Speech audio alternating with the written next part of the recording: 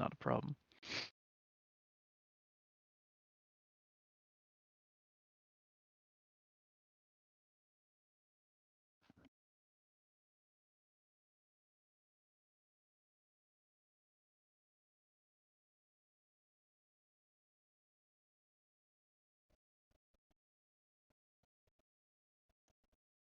I don't hear anything through Test. stream, by the way, if that's what you're doing. It should work now, hopefully.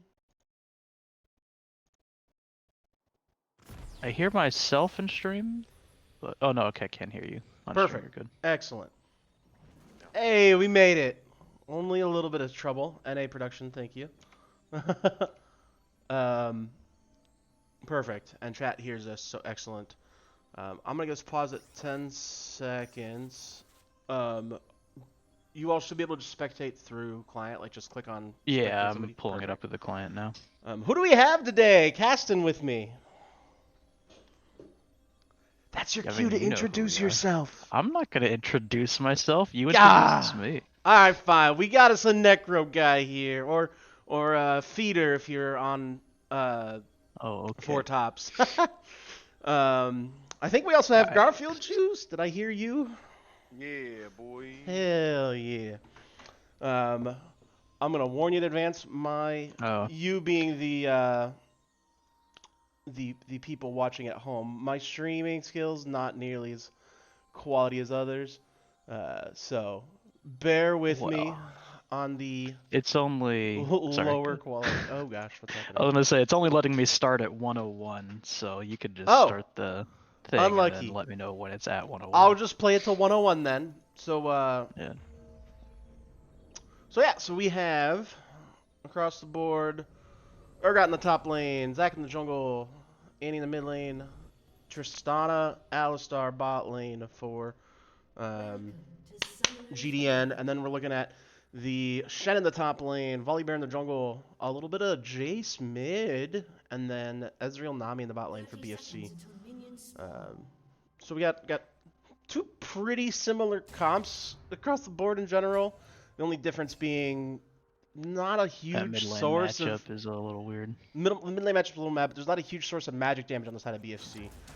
Oh, Nolan not respecting the dance off as he goes all in on Quick McSchmick there. And you said it was at 101 or 111? 101.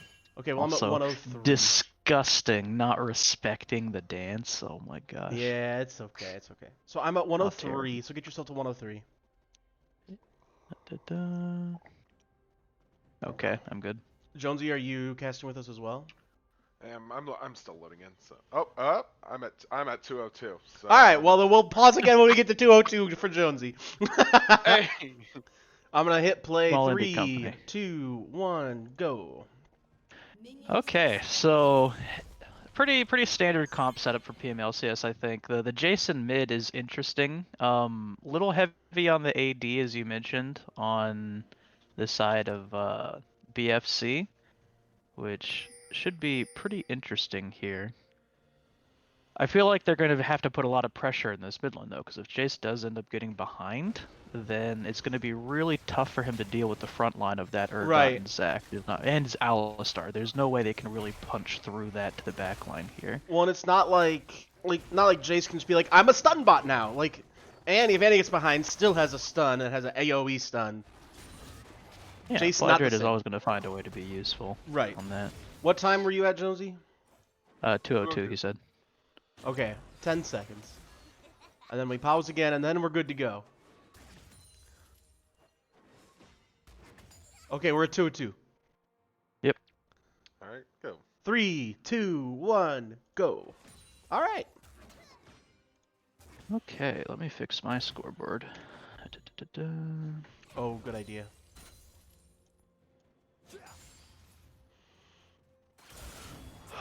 So, looks like pretty typical jungle pathing early, looking like it's going to be... Oh, actually, interestingly, Malcolm is going to skip the Raptors. Ignite down mid lane as well. We're getting a little bit of action in the mid lane. That's so odd. We see both junglers doing only 2 camps in their first quadrant, so they're not going to hit level 4 once they finish.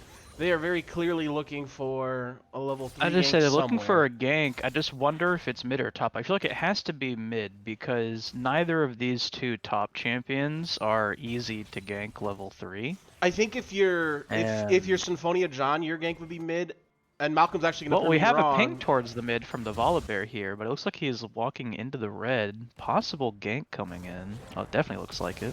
The flash stun coming in from Volibear, going to get the flash away from Flydrate, as he does get a stun across. Proxys electrocutes Symphonia John here, maybe for a counter gank. Not quite. Would have been better off just going on farm at a camp. Good intuition, calling that gank was going to go mid there, Necro. Oh yeah, just looking at the Yeah. things again. Those top champs are pretty beefy. Both have a mobility and a way to negate damage, especially auto attack damage from the Shin. Which plus you're a Zac. Early ganks with Zac are very difficult with They're- the level 1 Yeah. slingshot. It is not very effective.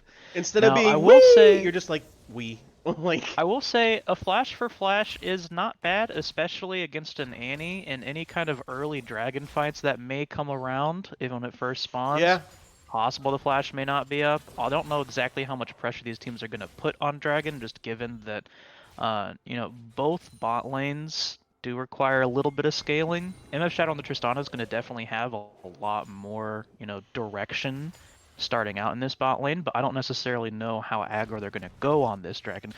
Big gank coming in top here, actually, with Quick McSchmick kind of caught out of position. We'll see if he's able to get out. Oh, unlucky. Misses the flash taunt. The taunt flash not quite in range of the disdain from Quick McSchmick. Is going to get his flash blown in the end as well, though, as Cheeto farts, which I hate having to say that. Kevin, why are you there? Oh no, run away, Kevin. Okay, he's fine. Yeah, it's early enough. They don't have the resources to really capitalize on that. Good rotation from Cheeto Farts.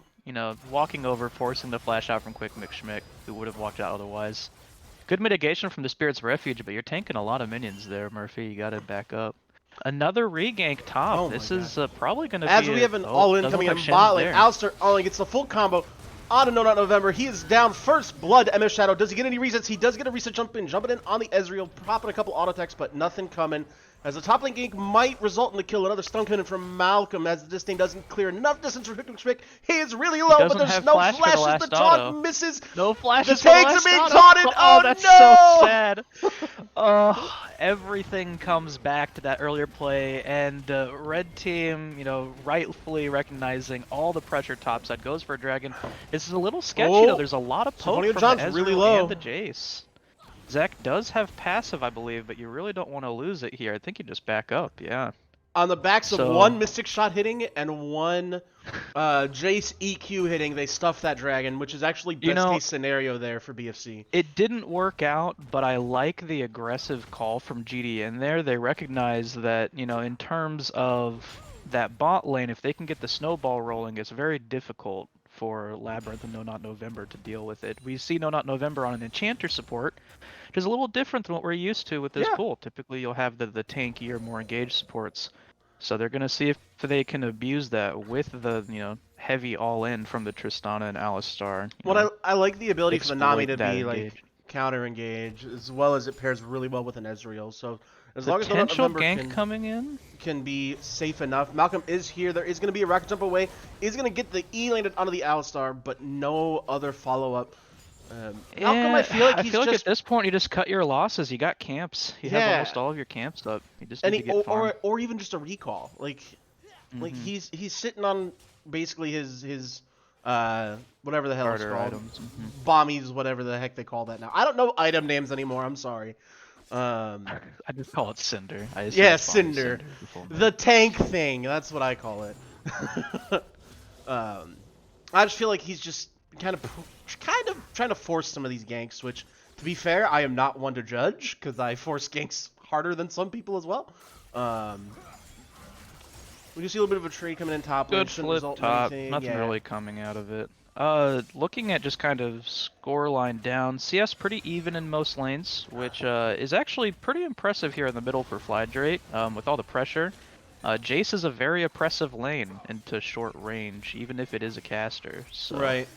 Good on him for being able to keep up and farm there. Obviously, the first blood gold on Tristana is nice, but she hasn't had a chance to recall yet. She's getting that now, so we'll probably see that finish Moon Quiver, whatever the hell it's called. And then some, because she's sitting on 2100.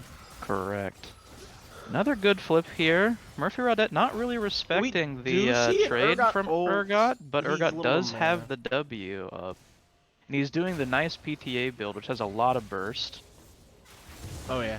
And at least all of the map presence that Malcolm has had does pay off in that early dragon. You know, first dragon's not really that big of a deal, but a mountain on a Shin and Volibear is always useful. Oh yeah. You know, those early resistances, especially when you stack health early, you know, Well, get a lot of dividends off of that. Even when you look past what dragon it is, like starting to stack them and starting to play towards a potential soul win con is always good. Nice bubble, nothing comes of it. Very aggressive. Big McSchmick might be out of place here without his flash. Malcolm is looking for the play. He still hasn't bought though, ladies and gentlemen. He is still simply an Ember Knife. We could look for a J Snipe. Flashy Q not quite lined up. Over the wall. Oh, good rotate on that. But you hate to see it. Malcolm is still on the map. A lot committed for that. He still hasn't recalled. No. Either. Wow. He's in at 1600. Garfield juiced with your missed flash counter. That would be 2 for the game. Missed flash. No, Symphonia John is up here. Not able to get any kind of steal on that. Now, Malcolm, please use your enhanced recall. He's gonna farm his topside and then he's gonna have another play to make. My only worry with that though is like if you're the Zac and you see that this Volibear has not recalled yet, you're actually kind of fine with it because you've got an assist on top of Malcolm not having gotten any assists. You've got equal CS and you've gotten your back off. So like Symphonia John's actually probably the biggest winner in this, in that he knows he's still matching tempo even though Malcolm hasn't recalled at all. And you don't always think about like jungle timings as much. Oh, we do see a Timbers to stop the back. Lots of damage on No Not. Not quite able to finish him off. The Ignite coming in, the Flash W coming in from Flydrate as it's a kill on a No Not November. The dive coming in the rest of the way from Packer Diehard. He is a big pony. Can they finish it? The Shen ult is not going to come through as the Stand United just barely canceled. Really well played. Very well executed dive there. Not quite sure the flash was necessary. I think it was in Q rage without using it, but hey, nothing wrong with that. And it kind of was very good aggro juggling as well. For those shots, because a dive this early is pretty tough, especially when the Annie is the one starting out. Good heal usage there as well. So with that, we're starting to see that snowball that I was talking about with the Tristana. You know, getting those 2 kills, starting to feel pretty good. I feel like some of that though, like, I know this isn't to harp on Malcolm, but like if Malcolm has backed a little bit earlier, he's got the gold to be able to respond to that play. As we do see him making a play here down onto the Shadow, he should be fine. Yeah, there's the W away. The ult coming in onto the tower from Malcolm as he's going to flash on top of MS Shadow. Force the flash out. And it says just a trade of flash for flash, which is not bad. I don't know if you want that, especially since you lost your ulti as Malcolm XYZ. But you're still making the Spirit's Refuge usage on Murphy. Murphy's playing the lane well. Anywho, as you're saying, bot. That's pretty much all I was going to say. I'm not sure it's worth, but like, okay. It's not the end of the world. We have an Annie roam here. Yeah, this is bad. The all-in coming in on a No Not November as he's going to get stunned as well. There are reinforcements on the way. Symphonia John coming in with a wee into a Tibbers from Flydrate, and this is going to be an easy double kill over to Flydrate. Nice double kill on that. Also, I would like to say, very nice pathing there from Flydrate on the roam. He actually walked behind the pit through the red, so he wouldn't be spotted on the scuttle or the pink in that brush. So they had no clue he was there, which is also one of the big important things. Oh, we got something coming mid here. Oh, whips the Q. Yeah, stretching strikes, not quite connecting. I don't think that's a kill anyway. Flydrate's used most of his full burst there. That's one of the reasons why it's so important to have that tribe bush warded, even if it is a defensive ward on that, because it allows you to have time to spot those ganks and, you know, plan around that. So we do have the next dragon coming up. Oh, I need to put my timers on. I have no idea. I thought I had mine on. Where are they? I don't know why they're not defaulted on. Okay, so dragon's up in 30 seconds here. There they are. We do see some posturing around that. I don't know exactly how hard they're going to commit. Both TP, or one TP is down actually from the Shen, but he does have his ult coming up soon. Very aggressive play here. The ult has come out from Quick Schmick. The fear after death. It's not going to end up in a kill. Murphy Rodette, when is your ulti up? I can't tell. 21 seconds. So he will have Stand United for this dragon fight. So this could be a full-on 5v5. We see both top laners backing right now. This is where they're going to be getting set to make whatever TP global play that they're going to make. The advantage here in some of the setup is that first tower went down mid lane. So actually BFC can get that mid priority really easily here as long as they're playing around that style.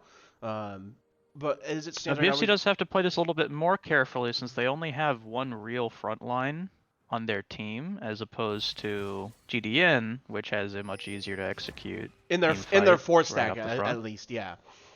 Exactly, yeah.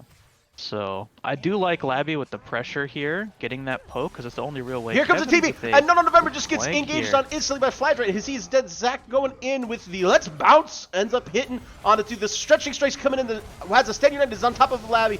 A huge 3-man taunt from Murphy Rodette, but it just might be too little too late as this 5-man death ball of GDN is just running through BFC, and that should be a clean, easy second dragon. Very nice flank there from Flydrate. One of the reasons why Annie is always something you have to be concerned with on him, because he does have that very strong awareness of, you know, best pathing to take on these flanks. Kind of punishing No Not November again as that enchanter. Oh, potential pick here on Labby. He's fine. Probably not though. Oh wait, the Tristana's going all in as well. A nice disengage there. I don't know, November is going to blow his flash, but is going to save his AD carry's life with it. There might be able to be a kill on the back end as Labby picking up a kill on the Packer Diehard. Just a little bit of over-aggression from Packer Diehard. But again, I can't necessarily fault that per se. No, not at all. It's something that I am very bad about is, you know, trying to push those leads. So I definitely understand it. What I was gonna say previously is kind of punishing No Not November here as that enchanter. You know, he's used to positioning as a tank, as someone who can sit in the front. And at that point, he was essentially frontlining as a Nami. You know, Flydrate recognized that and just 100 to Odom with the Tibbers combo. So and that's where playing enchanters is not as easy as it looks. You know, like everybody gives Hero shit sometimes because all he plays are these Lulus, Jannas, Nami. But like, you have to focus so much more on positioning on those characters than you do on, say, I don't know, Alistar. Can I just say I love the Tiamat animation on Urgot? Labby not gonna quite be full shot. Does gonna get his flash blown though. His Cheeto farts, which I hate that I have to say that, is gonna get his TP drawn out as a result of that play. Now, that is actually pretty useful for them to get that Jace TP, because to be honest, I don't really think it makes too much of a difference in that. They don't have the damage to actually make the fight, but now if there is any kind of, you know, Baron plays, there's not a TP where they can send the Jace into, say, this bot lane to farm, and then potentially TP for it. What they really should be doing here is putting the Shen bot and the Jace top.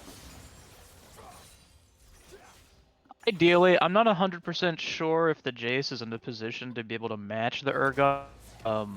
He can still wave clear without being at risk. Like, he's not gonna kill him, but he's not gonna die to him as long as he doesn't run into him with his face.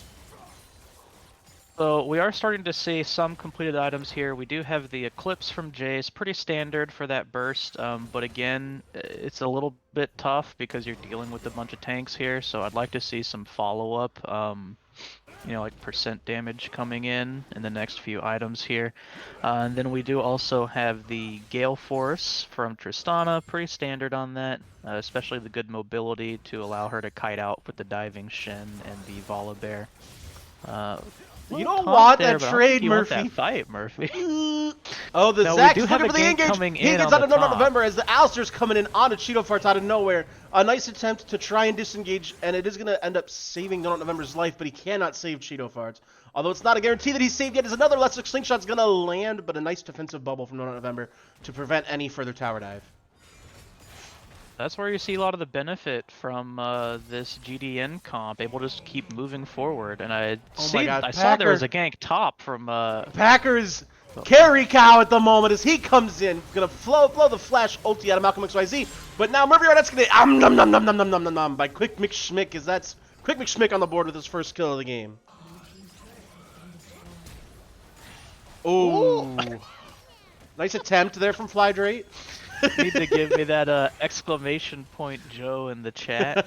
Need to get that through there. But Packer Diehard is like is a predator missile on this Alistar. he is, yeah, absolutely. His flanks are just ridiculous. Definitely getting these things off for those engages. Synchronized recalls coming in from GDA, I guess a couple of them cancel it.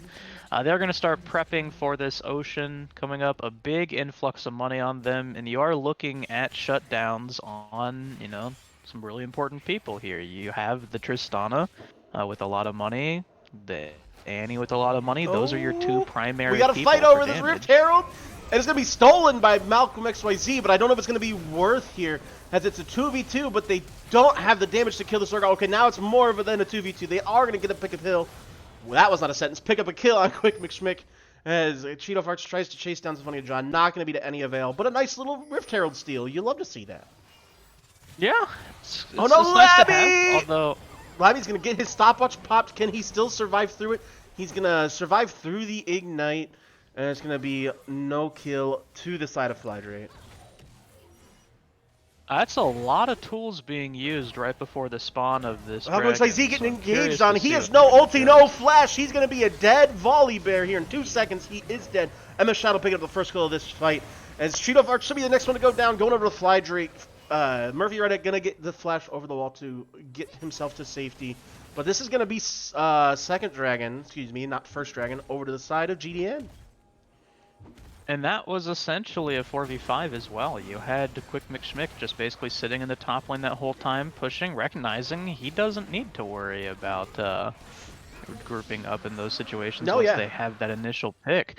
Now, this is something where what I would like to see from BFC getting back into this is establish vision on your side of the map, which I know is obviously difficult to do whenever you're getting behind, but it's important to prevent these kinds of situations where you're running into the Alistar engage, the Annie engage. You need to be able to really see these champions coming because they have to walk to get close to you to use their engage, right? It's not like a Nocturne, it's not like any kind of TF where they can pick you from across the map.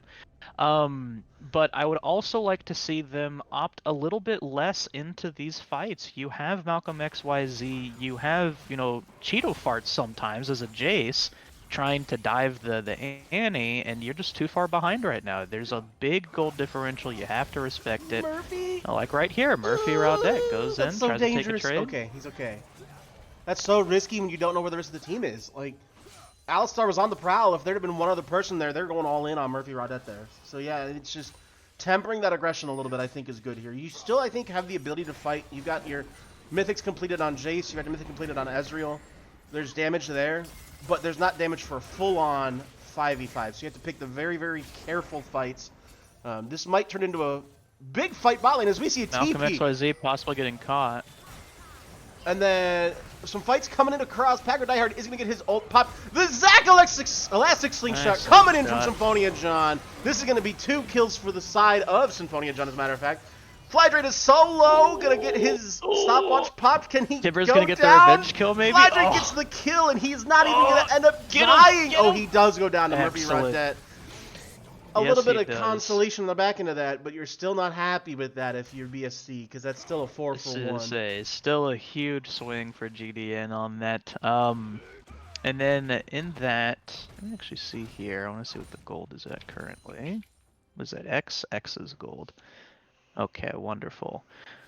Now I'm curious if Flydrate had money at that point. I assume he's already spent what he had. Oh, I'm sure he did. If he did have that. But I'm very intrigued to see on that. It was probably like it was probably like 1,200 is my guess. Labby's in a dangerous spot here. The elastic slingshot coming from Zac, gonna get his flash blown. Unfortunate. You don't love to see that. It's just constantly BSC are losing these resources, losing these summoners, losing these cooldowns that they need to be able to team fight effectively. And Ezreal with no flash, and he's like, mwahaha, easy. So let's just It's a rough situation. Yeah, and the unfortunate thing is, with this comp that you have, you're not really going to be in a position to even contest these fights until you're sitting at around 2, even 3 items on your damage dealers. So the Ezreal, the Jace, they're not really in a position to do a ton of damage, as I mentioned, to this front line. And so they're going to have to be really particular This is about a really these aggressive extended bubble fights. attempt here from November. It's going to blow the flash of Quick McSchmick. I feel like Quick McSchmick could have just turned on the Nami and... Not quite sure that was necessary, Yeah. but I get it, and makes you sure you want to get picked. Flydrake playing very aggressive here. Knows he has the cow to back him up, but that was still you do really want to be a little careful. Really risky to be stepping up there hitting that ward there. As a simple little Annie. Oh no! Oh no, Labby! Oh no, the combo misses!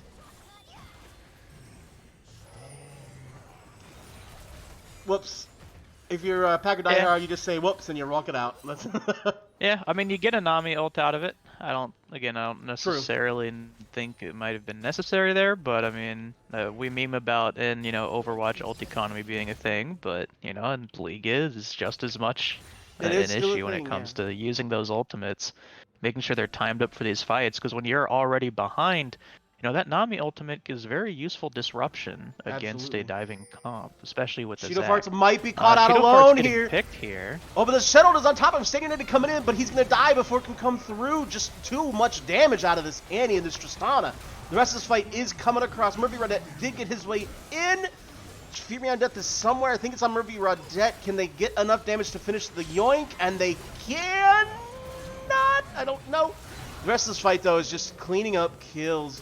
Labby is doing what he can on the backside, but there's just too many big health bars to do anything else about it. It's going to be a clean ace. Very, very chaotic fight. GDN is rewarded with the 3rd dragon for them, another ocean dragon here.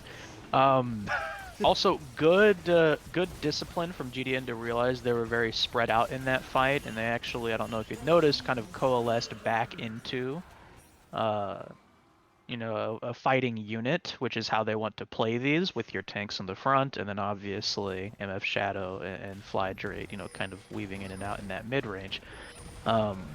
So, good on them recognizing that, hey, MF Shadow being caught out a little bit has to get out, wait for the rest of the team to show up, and then once the team is in the area, then you can walk back up and do that damage. So, good on them recognizing that. Well, it all Ezreal comes out, doesn't really do much. The whole fight kind of started similar to how fights tend to start on GDN, which has come down to vision difference. They spotted out Cheeto Farts alone with a Scryer's Orb, and then realized that he wasn't with his team, and they just all-in on top of the lone Jace. Stand United is not going to save him quick enough, and he just went down. That being said, the vision scores are actually a bit more equal than I would have thought. I mean, obviously GDN does tend to have a little bit of a tilt in some of their roles. This biggest one obviously being support. But I think the big difference is the effectiveness of the vision. You do have a lot of, aggressively placed ward from GDN, as they should be with the way they're playing. Very aggressive styling. I'd like to see, and not just effective vision, but vision that they use. You'll see people who will put out good wards and get good vision, and then not play around it and not use it. GDN very good about playing around these wards and utilizing it as ways to be able to start fights when they catch people out of position. Now, one of the things that behind enemy lines here. This could be a really deadly flank, but the rest of it's an Urgot. Yeah, now, spooky Labyrinth Urgot. might be in trouble here. The flash going to be blown out of Labby. Flash the Tibbers. Just more of the same. More of the same where you see those really important cooldowns getting blown in the neutral. It doesn't cost Flydrake really anything right now to go for that Tibbers stun. But it blows a flash. Now, I do see the setup for Baron here. I think that is something that, could be definitely worth pursuing. But this is a potential opportunity for BFC. If they are able to get in here, get a pick, with the Shen being able to join, Urgot will as well. No, he's going to get the Shin'El coming in. It is going to go all the way through, as it was a nice tidal wave to cancel the Alistar engage. So you get Really treat your Urgot TP for Chenault I mean, and I think if Namiel. you're GDN, you just start Baron here. You have your full 5 stack, even with the poke. Yeah. As long as you have one of your tanks in the back soaking it, you can do it. But it seems they're a little bit too scared. They're looking for an engage. You can get a good Here slingshot comes. here. So that's a slingshot coming in. And the flash it is. combo from Packer Diehard. And this is going to be absolute mayhem. Huge engage. As it's going to be Huge another engage. clean ace for the side of Very GDN. good spot there. Honestly, what I like to see here, send someone mid. Send a damage mid. You don't Yeah, send your Urgot mid or something. need everyone here for the Baron. Get those pushing. You can take the inhib. But that engage really combo, good recognition though. there again from the Zac on the side, and the follow-up from Packer Diehard definitely super strong, and shows a lot of the issues with this BFC comp. As I keep saying, they don't have the damage to deal with these tanks when they're in, and they also just don't have the required CC to deal with peeling those tanks off. All of it is either skill-based or pretty much non-existent. I mean, if you look at their comp, Nami doesn't really have any easy executable CC other than the ult. Right. And, Ezreal, no CC. Jace, he has a knockback knockback that he has to I be guess in melee technically range slow as to well. use. He has to be in melee range, which if he's doing that, it's already, a big problem. Right. Malcolm XYZ, you have to be right on top of them with the stun, and you can only stun one person. The only one with any kind of, multi-man CC. generally, even it's a skill shot, but easily executable CC is the taunt. But at that point, your job in that, you can't really peel because otherwise the Tristana here is just going to shred you if you're not trying to get on top of her. Yep. So I'd like to see a good adjustment in the draft for next game. Now that being said, there is a potential to win this. I mean, I'm not going to say you just always like there's always a chance. GDN could do something really wonky, allow this BFC team to scale with the Ezreal. I'm not. There's a chance. You I could don't definitely do know. it. I don't know. I think with two big tanks to cut through and two huge damage dealers, there's no pick opportunities. It's going to be a flash disdain in from Quick and Schmidt to start out this fight, and Flydrake just instantly takes out November. He does get his tidal wave out in time, and this fight is kind of all over the place, chaotic. They do have a chance to look at the Tristana, but it's not going to be killed fast enough, as just like you said, that Tristana's on the back line just shredding Murphy Rodette. This is going to be, I believe, a 2-for-1 at the moment. Labby is still alive. Malcolm is still alive. All they can hope for is a steal. He's going to flash in. Gets the steal out of him as he's going to get his ult back over. He will die for the steal, but that's no Ocean Soul, which honestly, this game, dying for Ocean Soul is not the worst option, because Ocean Soul... I was to say, I mean, to be honest, they're losing their mid inhib here anyway, and an Ocean Soul basically completely negates any... Yeah, it destroys any kind of opportunity they have for poking, which is already very difficult. The Hex flash over the wall. November's going to be in really bad territory. He's going to get flashed, but he's not going to be... That's going to be enough. This Flydrake's looking for the rest of the kill, and he does pick up the kill with his W. Again, really punishing that positioning. With that, they could honestly look for the end here. They have the Baron up minions. They are pushing in this bot, so they can just buy a little bit of time, wait for the minions to crash in, and then just push through bot and end with both of those waves. Yeah. And like they have which Tristana, really seems to be what's going to end up happening here. Yeah. Another engage from Sonya John. Shadow's going to be used to just cancel the engage. But Shido Farts is already so low. And I don't know if there's anything else here to be had. Although they are going to end up getting on top of MF Shadow. His Flydrake will go down. They weren't on top of MF Shadow. They were on top of Flydrake. My fault. The tidal wave coming out. Quite enjoyed Packer Diehard canceling the shit ult. Yeah. I mean, you're not going to do any damage to these guys. They're really beefy. Honestly, I think GDN putting a bit too much respect here. You can turn this fight. You can absolutely turn that fight. Yeah, there it is. Oh no! BFC picking off a little bit more than they could chew there. They had GDN a little afraid. I think more afraid than they should have been, and got a little greedy off of it. And now it does look like this is going to be the end of the game here. Yeah. So I'd like to see some draft adjustments from BFC with regards to just damage split. Making sure you do have a good spread, especially because GDN is very well known for taking these multiple tank comps. Oh, just end the game. Come on. They are. Come on. There you go. I'd like to see that, and then I definitely understand the opportunity when it comes to these enchanter supports for No Not November, but I think into such an aggressive player as Packer Diehard, you're gonna need either some easier disengage like a Janna or a Lulu, or you just have to match it with a tank because Alistar is popping off in these games with these engages, with just the sheer pressure that he's able to bring. And then just general engage overall. The excellent slingshots from Symphonia John, which Oh yeah. that pathing, it can be difficult subbing for jungle because you're with a team that I think he's played for them before this split, but even then, I don't like remember. maybe. All But right. regardless, really strong performance from GD in there. Really intrigued to see what adjustments are made going into game 2, if any. All right, y'all. So somebody in chat, I don't care who it is. Somebody make a poll for player of the game. I don't want to do it, and you can't make me. Who would you choose, Eric, if you had to pick one? Packer diehard, 100%. If I think back to a lot of the aggression that came through, it was off of ridiculous Alistar flanks.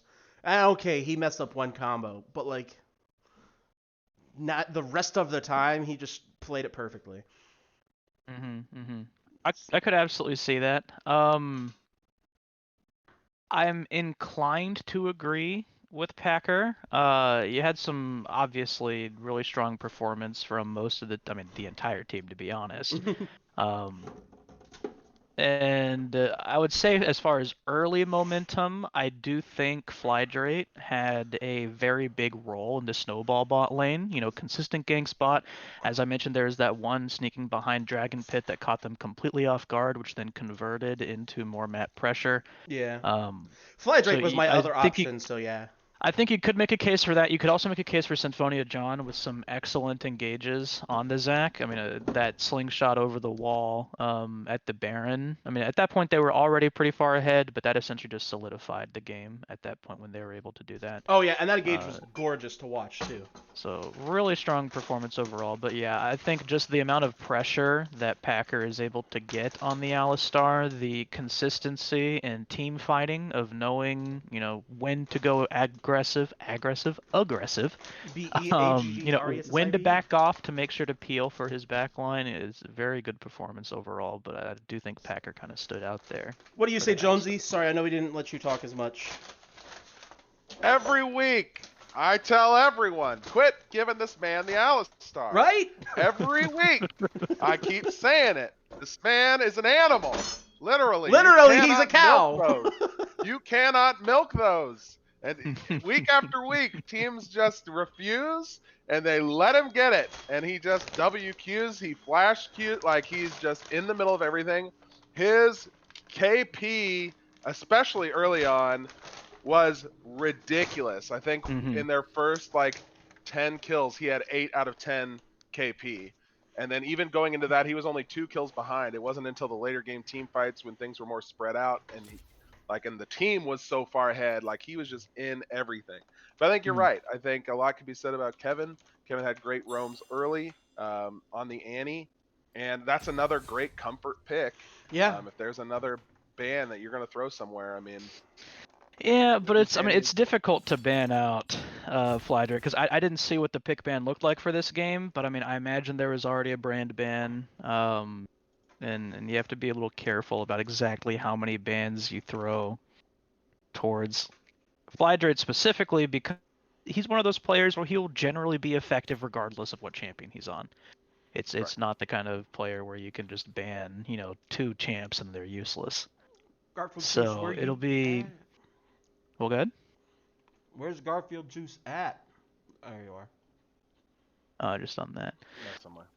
But yeah, I think it'd be intriguing, and little unsung hero of the game, Quick McSchmick. Got to give some love to top lane there.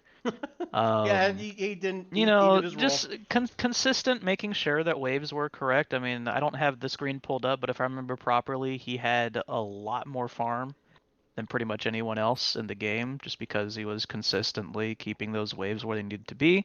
And making sure to group for important objectives, which is essentially your role as a top laner. And it can be very difficult into a Shen to do that, just because Shen has so many more tools to be on the map.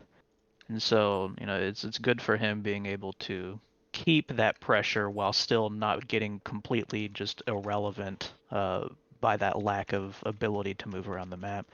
That being said, again, there were some good things that came out of that game for BFC. They had a couple skirmishes where they were able to play it out pretty well. Good responses to a lot of the moves that were being made by GDN, especially in the early game when they greeted a little bit too hard going for that early dragon, right? Recognizing they could contest it, pushing them off of that around the Herald also. Outside of some smite steals from Malcolm XYZ, it would have been a much more difficult game for them to stay in as long as they did. So definitely some opportunities there. I definitely think they could win this game. I think the biggest issue with that last game was the draft. The comp just did not work well in that situation for them, and you have to kind of make those adjustments to give you more early tools, or at the very least give you some kind of insurance for the mid-late game where you can actually take care of those beefy frontliners. Yeah. So the I MVP would poll also has agree. been posted. So go vote. Once they're done doing pick ban for game 2, I'm gonna call it on the poll, and then we'll go with whoever has the most votes. What were you gonna say, Jonesy? I was gonna say I agree. I mean, another problem, just issue with that comp is they didn't have any source of AP damage. Mm-hmm. So when you have a poke comp into 3 tanks, it just makes it hard to, and you fall behind, it just makes it hard to swing back. Yeah. Especially when they Exactly. have hard engage, so it's not like you can just like Sit back. stand at your tower. Like Alistar Zach does not care about your tower. Exactly. Oh. So we see Big Man getting underway. Sivir Senna bans early for GDN. Urgot Brand bans early for BFC.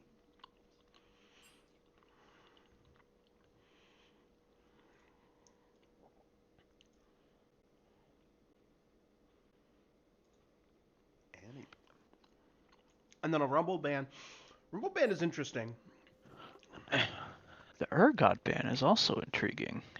And the Annie ban. So no fire spitters today. Today is because it's getting warmer out, so everybody's saying we don't want fire people, we want ice people. Still no Alistar ban. And I know they're locking in the Morgana here, but that could very much be a flex into the jungle. Oh yeah, well, and in the mid. Could be jungle flex, could be mid as well. Flydrate is a Does also play very Morgana, legacy very Morgana comfortable. player. A very good first pick, but flexible in multiple different roles and ready to go. Okay, Gonna taking be the Zach away takeaway. the Zach. Victor Blind is really interesting there. Because you got to think that Flydrate's going to have something comfortable that he can take into that. I just feel like grab your priority 80 carry there, or take the Alistar if you play it. I don't remember if No Not plays that or not. But then we see the Alistar coming out for Packer Die Hard again. I mean, really, the Morgana would not be a bad matchup into the Victor. You can spell shield out of his Right. zone. You have long range poke. You have long range and wave clear as consistent well. Damage. Oh with yeah. Wave clear, like And he's very good immobile, so answer. if you hit him with one bind, you can just combo that into some gank assist. And we're going to see the Jinx coming out as well for MF Shadow. Not a bad blind pick there. I think Tristana being up and not taking Tristana there is interesting, but like sometimes people just want to play what they want to play. Yeah, you do have some options on that. Okay. The Nautilus, Good. however, I like to was see the open for No aggression Not here. November. Yeah, that's a great pick up there. Get that comfort pick. You have a Jinx who is very immobile. I mean, even if you do have a cow in front of you, the cow can't stop the Nautilus ult coming towards you. Right. So it's gonna have to be really respectful. And MF Shadow, I do want to say, obviously played very well last game. There were a few fights where their positioning was a little careful. I'm thinking specifically, back to that fight at the Dragon, they almost got picked off. And if they were, Yeah. the only reason they got out a few times is because they were on Tristana with the jump, with the able to get away. So now that you're on a less mobile AD carry, got to be a little more careful about that positioning, So then we have especially into a the more aggressive team. Mordekaiser Malphite bans on second round from Can we see the BFC. quad top bands? Give me the quad top And then bands. we got a Give it to us. Gangplank ban. Give We're it going to to us. have 6 top bans here this game. Give me the quad top. That's still nothing What compared else do you to. ban against That's still nothing Riley? compared to us doing 8 top lane bans one match, Andrew. Didn't we have a game a couple seasons or like something where it was like 10 top bans? I think. I'm pretty sure I there think was it was one only game where it was 8 like that. because I think it was 8. we both banned 3 and then we just locked a Sivir. And so they banned the Samira though. So no RIP the 6 top bans game. Rest in peace. It's a good ban though. You Yeah, know, oh, it yeah. is something that does So have very this strong pop-off potential. this should be the AD carry pick. It's gonna be a The Vayne. Interesting. Ooh, Very spicy. interesting. Now what we need to be weary of is no one has played a Vayne mid this split. So there What is a about the world. Victor then? I don't know, but Maybe if they send the if they like Victor. if No, they no, no, like no, no. I blind a got it. Galio Victor here. top. Victor Victor top. We're going top. OG. Gauntlet Victor top. That was used to be That's so the fun. play. But I mean, that is interesting, and it does definitely signal you're not going to be able to take too many tanks this time around. But I don't think they're that scared of that. Oh, we do have a missed pick. Uh-oh. What is that supposed to be? Mundo. Mundo, they say. That's Okay, Dr. so they're not Mundo. afraid of the Vayne at all. They're going full tank into it. Said fine. Sees Vayne, locks Um, health stacking tank. Easy. I mean, that being said, you know, Vayne's not an auto-win champion. She does have to position well, consistently put out those auto attacks, and someone like Mundo running into your face makes it very difficult to do that. So, can we get a second lock-in? Hello? Ziggs. Oh, So it is gonna be the Morgana reported. jungle, is what it's sounding like. Unless they do some real tech on us and take Mundo jungle and Morgana top. But Ooh, the Gnar Gnar. top. Um, Okay, into the I Mundo. like it into the Mundo if you can stay ahead. If you get behind at any point, Mundo It's just very like difficult. lull K Just and runs steamrolls you you. down. Yeah. So if Mervi Raudet on the Snar can get ahead and stay ahead, that could be a real point of power for BFC. Mhm. Now, it is still a easier execution comp on GDN. You know, you have a lot of simple objectives, right? For Mundo, go in, Alistar, go in, Jinx, stand behind your front line and auto attack. Hey, Wait, who's we their didn't fifth change the person? stream title. Can you change the stream title?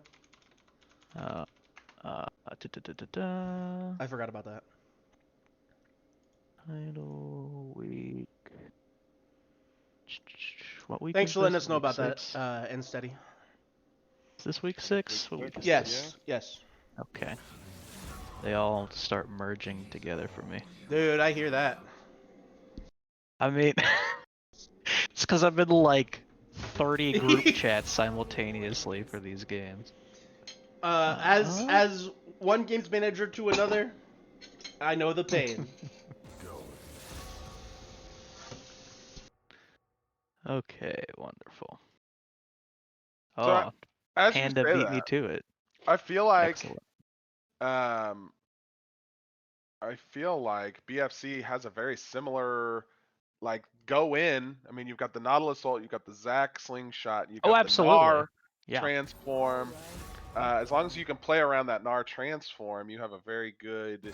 Yeah, no, combo. he stopped me in the middle of my thought there. Because I was gonna say that BFC, I like their comp significantly better this time around than last time. Well, and A lot of the good. No, I just kicked my foot onto a chair. Oh my Go ahead. gosh. But I was gonna say that the oh my gosh, these people. Oh my god. Regardless, so for the what I was gonna say is the champion execution on BFC is a little bit harder, so they're gonna have to really, you know, step it up, make sure that their mechanics are in line. Because you know the Gnar, the Vayne, the Victor, they do require a little bit more oomph behind them to be effective. But And as far even as a and even comp, you Zac know, versus Morgana takes more skill for Zac than Morgana in the jungle right now. So Mhm. But you know, again, you have a strong front line, you have consistent AP and AD damage, you know, you have percent health into these tanks, you do have heavy CC into this immobile AD carry. Like, True. I definitely like this comp a lot more this time around, so we'll just be able to see if the execution is there to follow it up and make sure they can get that. Because I mean, we've definitely seen, especially when you have Labby on these hard carry ADCs, you know, He can he do gets work. ahead. He can Absolutely. do things. He can I mean, we saw firsthand in one of our games that when he gets steamrolling, it can be very scary. Well, and I think So you some of just that's have because to BFC careful. loves to play super aggressive. That's when they're playing the best is when they can just keep going. Oh my Did they do God! it again? Ah! What? What is happening? What Wow. is the issue? What is going on? For those of you who can't see, because I haven't switched it on stream over to the client, they keep doing something wrong in pick ban. I don't know I what. was gonna start, I'm gonna start banning. Round 3 of Pickban. Let's see if we can get this done. Fine. I don't need more But yeah, should be interesting to as far as lane matchups go. To be honest, who's the mid lane again for GDN? I can't remember. Kevin. No, the champion. Oh, The oh, champion. Ziggs. I Ziggs, was like, okay. hello. Okay. So probably low interaction there, you know, both kind of wave clear ADs. Victor does like to trade a lot, but I mean, you're never going to really get close enough to a Ziggs to get a ton of trades off. Top lane, you're going to see a lot of aggression from the Gnar. Not quite sure how aggro, you know, Quick McSchmick is going to be with the Mundo, because it is a little bit scary early into the Gnar. Gnar is able to keep that spacing. You know, and the Mega Gnar does do a lot of damage into What an early I Mundo, what especially I because you would can't really rush the Spirit Visage anymore. Go what ahead. I would love to see out of Murphy Rodette here is the boots and pots start. Boots, 4 pots. A little As, outdated, but no way! definitely I possible. still Definitely do that all the time possible. on Nar. I got more mastery points on Nar Well, than you. I mean, yeah, but This is Gnarl's how Dark how Age. how many of those points are from this season, Eric? Not that many. Exactly. I've played 8 ranked games on Nar this season. Um, So I wouldn't be surprised to see a lot of action in this bot lane because you have two very aggressive supports and two hyper scaling AD carries. So if one of them gets ahead, it starts being very difficult for the other team. That being said, I could absolutely see plays around top here. With the early Oh yeah. aggression from the Gnar means he could be overextended, and you know Mundo goes where Mundo pleases. So sometimes he wants to push up in a lane he probably shouldn't. So it should be interesting to see how they decide to go with these pathings. I feel like Morgana is just an objectively better jungle right now. Like I don't really know if Zach is anyone just so low tempo. would fight that. Like, So gonna have a lot more agency early, especially in you know ganks and clear times. And I'm imagine Morgana's clear time is significantly better than Zach's. I would just assume. it I'm not is. familiar It specifically absolutely with is. jungle right now, but so I'm curious to see if GDN is going to be able to, you know, capitalize on that deficiency in the jungle. But it is definitely something that, you know, they could look out for that early aggression from the Morgana. Absolutely. And it's not like last game we saw a lot of really aggressive ganks out of Malcolm, which was what allowed the Zax's deficiency in clear time to equalize. So it'll be interesting to see how this plays out. If Symphonia John does something similar to Malcolm, where he goes for some early ganks that don't net anything, then you could see again, you could see that clear time kind of equalize until Zach gets onto the Mommy Cinder, and then it starts to become more equal. Mhm. I'm Um, really curious as well with the value pick here from the Morgana with the spell shield, because good spell shield usage could Cooks literally win so the game much, for yeah. them. So I'm intrigued to see how his decision making is with that and the timing of them. Because you know you don't want to shield too early, but you don't want to shield too late. So it Before should we be get into interesting. game, I know we still got 2 minutes. It feels like we've been talking for 20 because of the 80,000 times we've tried to do this pick ban. I'm currently eating chicken, so I'm gonna be more quiet at the start of this next game. So Jones, you go. So Jones, The he's chicken boy. gotta step it up. Right. No, I mean, Yeah, what chicken? What chicken look, you eating? it went chicken. Kroger brand breaded chicken, baby. Breaded Kroger brand chicken. breaded chicken. Ah, Hell yeah. just assumed one of the rotisseries. Nope. Dude, Chicken tendies, baby. that's one of the great things of being on a high protein, low carb diet is sometimes when you don't want to cook dinner and you go grocery shopping, you just pick up the rotisserie chicken and you're set, you know? Okay, predictions. Who you think's Oh, gonna win, Jonesy?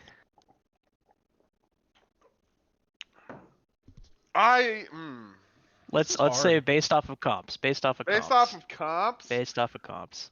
I think if BFC doesn't fall behind early, I think they have a good shot at uh, at winning. So I'm gonna give the slight advantage in for me to BFC.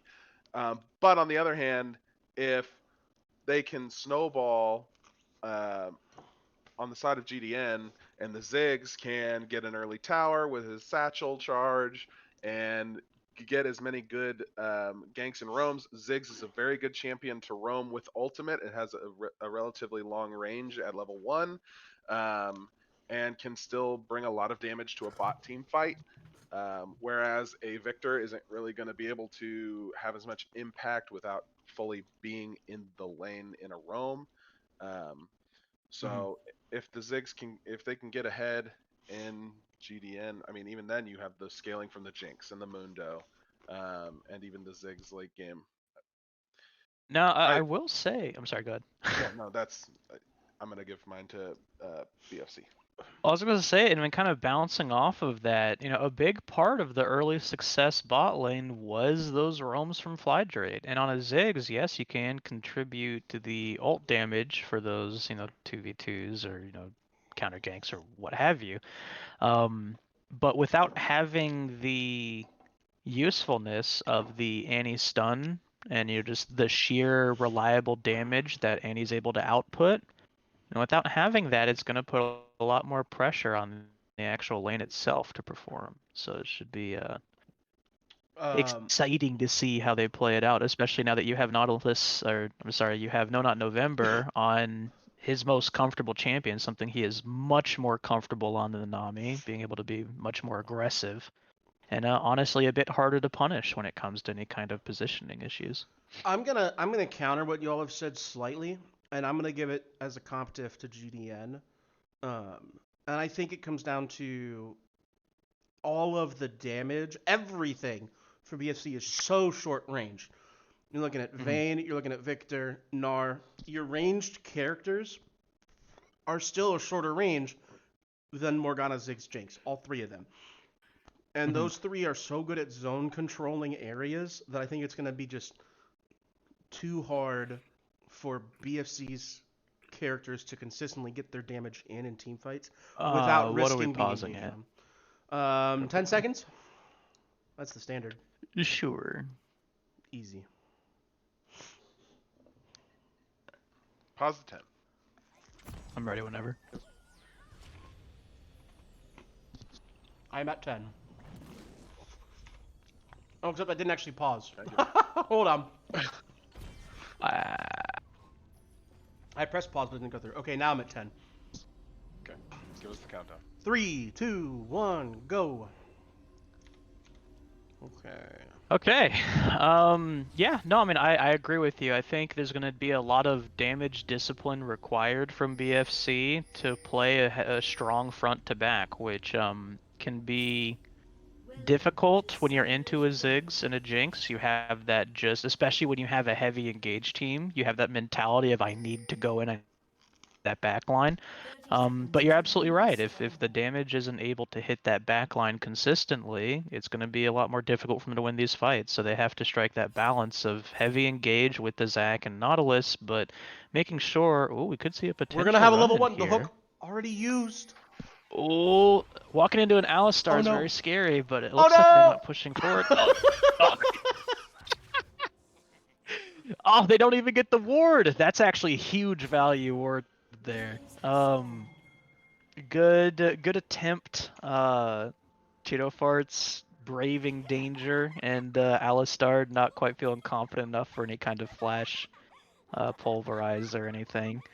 No dance party mid. I'm disappointed. They were saying in chat they would do it, and it didn't happen. So Well, you I'm have a sad. moment. I will say that Good damage on the quick McSchmick. Packard Go ahead. iHeart did win MVP from game 1. Okay, makes sense. And they let it through. Good damage on the Mundo early. Did he actually use a? No, he didn't use his pot. Okay, good. I just saw the regen. Flydrake looking for a steal. This could actually be really.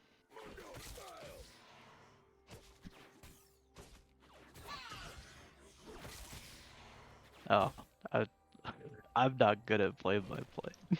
I Wait, had did he chicken get in it? my mouth. Did he get it? Oh, Hold he's up. chickening. Oh my gosh, Flydrake got the blue buff. Oh, okay. Wait, Well, that is very, very bad for Malcolm. He was counter jungling, trying to get the vertical. what time And are he you didn't at, get the Necro? blue. Flydrake stole it. I'm at 218. I'm What at are you people 222. at? Hold on. Oh my gosh. Okay, pause at 221. I'm at 227, so hold on one second. Okay, I'll go to 227. No, I'm going to do 221. You're fine. Wow.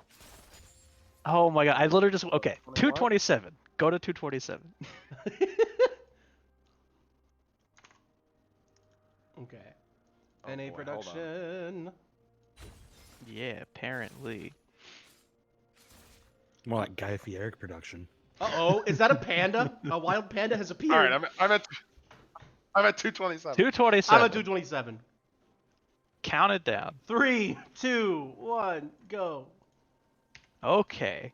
So Flydrake took the blue buff because Yeah. I'm apparently the only one watching the map.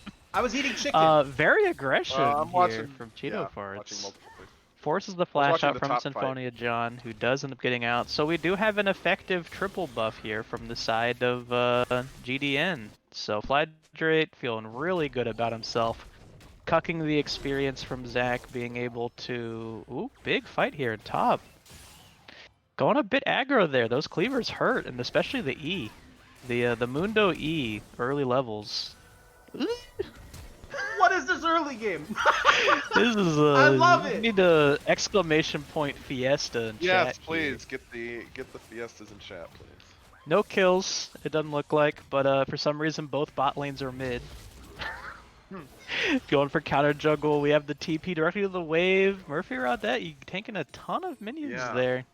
After a TPN. Oh, not respecting. Oh, yeah, didn't even realize that's from the pure TP. You have to respect the early E damage from Mundo. It does so much, especially at low health. And I mean, you're a Gnar. I know you're in melee form, but just poke him out as your range. That's where the strength of that comp is. So everything said and done. Really interesting rotations. We do also have Vade taking Scuttle, so a little bit of a win, I guess, for experience. But all in all, you'd be much better off if you were just in your lane. Loki, Just I a can't pro tip believe to everyone nobody else. died there. I can see it. There were a lot of summoners blown on that. We did get a lot of flashes, especially from GDN there. Not GDN, sorry, BFC. No, GDN. Ironically, I think the big winner from that is the Zac because it's kind of equalized the early difference in jungle. As the hook comes in from Run on November, and there's a lot of damage. Flash coming in, the big old stretching strikes out of Malcolm XYZ, but there's not enough follow-up damage to finish it up. Those are some dangly arms. Very dangly arms. Able to get quite a bit of stretch out of that. Is able to get the heal out. The flash, I believe, was already down from earlier. So, good recognizing that there's a potential gank opportunity there. Then, get And this even time okay, so on Murphy's credit, even with the TP play, questionable TP play we saw, he is still up quite a bit, as you would expect in the range matchup against Mundo. He still has quite a CS Yeah, lead. he's up almost a full wave. Even with that slow push in, Mundo is not able to fully clean up that wave, missing the cannon and falling behind on the CS. So. And see, this is where I'd like to see a bit more aggression there, just getting autos off. You can get that spacing, you can get a lot of damage off, but, respecting how comfortable you are with the champion as well. So, I just realized it's Dark Harvest digs. A lot of damage here from Flydray onto Cheeto Farts, who also doesn't really have a lot of mana, so he's going to be hurting in lane for quite He some does time. have teleport Does though, have the so TP for any he's kind just of kind of probably exactly for waiting any till kind of Lost spotty Chapter. recalls, but. Okay, so as I said, a lot of early aggression in this game, not where I thought it would be. It was basically counter jungling from both bot lanes. And but, then you know, BFC's bot take lane showed up at what you can Raptors, and get. Morgana's like, huh? Essentially. But you know, it makes sense. Again, both teams want to get ahead because honestly, if either team gets ahead in this scenario, it becomes much more difficult to deal with them, especially with these bot lanes. So nice aggression here. Get a little push in from BFC. But I don't really expect anything crazy down there since there are no junglers in the vicinity, and they're not really going to see about hooking under turret right now, so nothing too crazy. Good wave here from Riley. I would like to see a freeze, although I don't know if that's going to be what's happening here. Looks like he is just trying to pick up as much farm as possible. He has the Mega. You can actually do a Mega Transform he could've W killed with him. an ult backwards into turret range, but Yeah, he should. I Again. think a big all in onto the Mundo there could have been huge because you're gonna kill most of the minions with your ult anyway.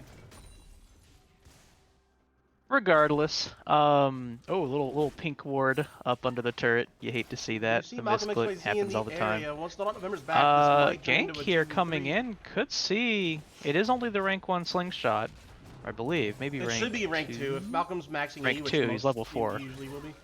Yeah. Here it But comes. you could see an engage here coming in. Nope. Nothing. Okay. Respectable attempt. Yeah. It's really hard to force those early ganks. But we're starting to see, you know, kind of even with all the mess from earlier on, we are starting to see the Morgana start to outpace the Zac farming here. It's really interesting to see if he's able to keep that. Good damage from Quick McSchmick here. It takes 2 Just tower showing shots. these Mundo. But... Ah, you're a Mundo. Oh, the all-in coming in You'll, onto Symphonia John, as it's going to be a lot of damage over First Blood over to No Not November. They are now put in a 2v3 in bot lane. There's no flash on this cow, and this is a situation where, yes, indeed, you can milk those. Good aggression there. I like the response on the counter gank from Malcolm XYZ. You know, again, super aggressive with these early pathing, and that time it paid off. Getting a couple assists. Does get a kill to Labyrinth. You'd like to see both kills go on him, but I mean, hey, you know, not the end of the world to get first blood on the Nautilus, get some super tanky, and they're rewarded with a dragon. So very big swing there for ooh. Oh no, he's still plenty health. Really good swing there for BFC. See what I mean? You have the Mundo at full health. He didn't even use his ultimate.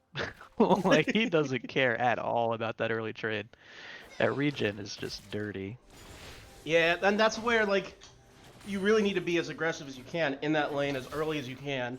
And it's kind of like playing an Nasus as a Gnar. Like, you never want to give Nasus time to breathe, or else next thing you know, he's going to half-shot you. Yeah. And it's the same thing with the Mundo lane. You will need to be constantly pressing and constantly being aggressive into him. Which is why it's hard to pull that off. Now, looking at items... Go ahead. Oh, you Nope, can go ahead. finish your thought. It was pretty much done. I was just gonna say, looking at items, we do have some people sitting on components, or you know, sitting on the ability to buy components. Vayne probably looking for a time to back. Honestly, Yeah. Quick McSchmick should get a plate here, then recall. He's sitting on almost 2,000 gold, which is what he's doing. Excellent. And then Vayne will probably be recalling here soon. They're sitting on almost 2,000 gold as well. So interesting on that. The Kindle Gem buy from Gnar. Now that's intriguing. Divine Is that Sunder. something that's pretty That's standard? Sunder. Okay, Sunder. That would make sense. Okay. I personally would have still gone for the Sheen first, because I think it's actually more gold for the Sunder than for Sheen. That's what I was thinking. It's a bit more effective, especially in this case. But you know, it definitely makes sense. You want to get that shred. You want to be able to deal with the Mundo and the Alistar. Because really, you're not going to go super heavy. You have the Vayne for damage, you have the Victor for damage, so you're just kind of trying to do what you can into that front line you're likely dealing with. The Truthfully- Sheen or even the Phage or the I would have said EXE Calling, dude. Like, I would have said that over any of them. You need the Grievous anyway. Mhm. That is a very, very spooky No. situation for Symphonia John to face check into, but he is okay. Yeah, no, Executioners would actually be a really good one too. Just because, again, you're into Mundo. It's basically a mandatory buy, especially when your jungler doesn't really have much damage, so there's not going to be any real opportunities for a kill up there anytime soon. And it's still Now going we to be do good see on a lot their of team long term. posturing around this Herald. This is going to be interesting. He's already half health. If they end up the actually, Flash there's a lot of Chaos damage Storm on coming Symphonia in from John. Cheeto Farts, but he's already used his full combo. The damage is coming in on the middle. He is ghosted. He is ulted. He is fast as a mother. He's a fast boy. Collapse on the Morgana. Okay, so this is infinitely sketchier now. Nar's Zach about to get out. transform. He flashes in. Can he get the transformer time? He cannot. And then Malcolm XYZ goes in as well. There is no more TP to keep him from being killed in blob form. It's a double kill. You're not a GGEZ. Kled, friend. It's not as easy to get that bar up for you. You hate to see it, the Mundo getting a huge influx of money there. Probably the last person on that team you want to get. Yeah. Be super beefy early because it just shuts down pretty much all the opportunities top. As I mentioned, it's a very low damage top lane here, just generally speaking on top half of the map, unless you see the Victor roam up there. And the faster Mundo's able to get to that 2-item power spike, the more difficult he's going to be, because you finish your first, your mythic, and then you get your spirit visage, and it's very difficult to handle. Now, I'd like to see him go for the whatever the gauntlet's called now. I can't remember. Frostfire something. I don't know. Frostfire. Looks like he's going Sunfire based off of the components, but you know. I'm with It's just personal preference. I'm more with than anything else Jacob. there. I was watching the stream the other day, and Jacob said it's It still actually does Frostfire look Gauntlet. So Is it Frostfire Gauntlet? I just call it Iceborne, because that's what it was. Big trade here. Murphy Rodette gonna have to be really careful though, because he'll be going mini soon. Good damage from Cheeto Farts, but you don't have a lot of mana, so it's not really sustainable on those trades. we do now see the AC call all in all- here. Murphy realized that that's an important buy Yep. against the Mundo. Good on him. Oh, absolutely. If he had Executioners and that Herald fight, I think they actually win that. And it's just that big of a deal on the Mundo Ultimate. Oh, So, the gank a little coming in bit from of Malcolm opportunity there. XYZ. TP coming This is also a in TP. here. No stretching strikes, unfortunately, but the left bounce is Auto there. attack. And Labby is here as well, being able to Lab just with the stand there and auto throw. attack. The flash in on the quick He's caught Schmick. by the Victor. Shut down. 2 kills over to Very GGEZ. strong macro collapse there, especially with Dragon coming up here right now. I mean, that should be free for them. You could look for a steal, but I mean, it's going to be pulled out. And so if Morgana does go in, you're likely dying for the steal. So you're not really going to go for it. Maybe a Jinx W, but I'd be really impressed if they managed to get that off. Now you There have it is. You now see 2 very, very real potential win cons for BFC. You see the Dragon stacking as a win con, and you have a 2-0 and 2 Vayne. So you have 2 very real ways that they can make this game a W for them. And I mean, we were talking about how the biggest issue with the Mundo is being able to kill him if you have a Fed I hate Vayne. to cut you off, but we got an There's all-in the ult. coming in as a full combo coming out of No Not November. Packer Diehard does a good job peeling, headbutting away the Vayne, but now the Zac is here with the stretching strikes. Unfortunately, not going to land anything either there, as the flash hook also doesn't land. And now there's not enough happening, so we go back into mid lane where there's a nice little trade coming in. The stun comes out from Cheeto Farts, as that is a very low health Good Ziggs. damage. Now, that being said, that did cost both sums for Jinx. So it's going to be very scary if there's any potential reganks. Oh, Vayne just finished her And Kraken then- Slayer. Oh no. It's a very scary Vayne. Speaking of the Fed Vayne, I mean, your only source of point-and-click CC to get onto that Vayne is your Alistar W. And if she's invis, it's going to be very hard to land that. And if you need to use that for peel because of the Zac or the Gnar, or even the Nautilus, like having to single out and hard CC that Vayne. And even then, you have to follow it up with the... You got Morgana R. I don't know if that's point Yeah, guard, take though. some range, but time she can for that to She go can tumble off, out. It's but hard to yeah, keep track of you're where right. she's at when she's stealthed. She can just... Vayne can just R tumble away. And Wait, the keep Mega hard. Gnar on that skin is wonky. What the heck? A good trade, as here comes the Zac. Lands the elastic slingshot. Is there enough follow-up damage? Not quite, as he is Not still quite low. able to. Nice Feels little bad, counter gank there by but the Symphonia Executioner's making it a lot closer. Good counter gank, yeah, from Symphonia John. Does save his top laner's life. Again, I like the aggression from Malcolm here, and it paid off bot, but you have all your camps up. Just take some farm. You're starting to lag a bit behind in that economy, and you have to make sure you're getting that gold in, otherwise you're gonna fall behind a bit. Well played. Ye old Ooh, know good you condemn. on the condemn. Packer being a little greedy. A little greedy, because I think he's looking for the headbutt pulverize combo onto Labyrinth there. If you just pulverize No Not November, he's dead. He just dies Or there. he's looking to try and walk into range so Trying that to he could maximize it. get the pulverize and then like headbutt in the vein maybe. Mm-hmm. This is a dangerous path for him to take here with Quick Spick. He's lucky He there's does no have the Gnar Mega ulti. backup shouldn't he? He doesn't have the ult though. It's still halfway. Doesn't it come back up, or is that only like rank 2? Or I'm sorry, rank 3? It eventually is up every time, but you need a little bit of formally CDR now. Haste. Okay. Packer Diehard sitting on a ward here, unknowingly. Which, I mean, doesn't really make too much of a difference. Now, Quick McSchmick will have his ult up soon, so he's feeling pretty comfortable sitting up here. He'll just probably pop it for the... but I'd like to see Murphy Raudet with the poke and just go for the turret. You know, you have the demolish, you can get a lot of damage on that. If he can force him out of lane here, Murphy Schmick does Raudet have with his the ult solo up. kill. Let's go. The solo kill, Gnar, Mundo paying not off. respecting the percent health. Yep, you gotta remember. And the all-in now coming He in bot tricked lane. himself, but Sorry to cut you off again, but we have a nice big fight here. Stretching Strikes is gonna get connected, but it's a nice counter kick again by Symphonia John, just tracking him well. And now the Jinx is all fired up, ready to go, even though it's the wrong character. And that's gonna be a double kill, probably this one going over to the Jinx. MS Shadow's gonna pick up the kill, and he might actually be able to get another one on the Labby with the Super Mega Death Rocket, not gonna connect. And that's 2 kills over to the side of GDN after the initial great solo Symphonia kill. John is reading this map like a book. He has been there to counter gank Malcolm XYZ at pretty much every turn. Absolutely. Now they are setting up for this dragon. Dragon's still a bit far off. I don't think they can actually force it afterward. Jinx is going to want to buy. When did the mid turret die? It died during all of that nonsense. Ziggs pressed W on the tower and it went down. That was the other thing that happened.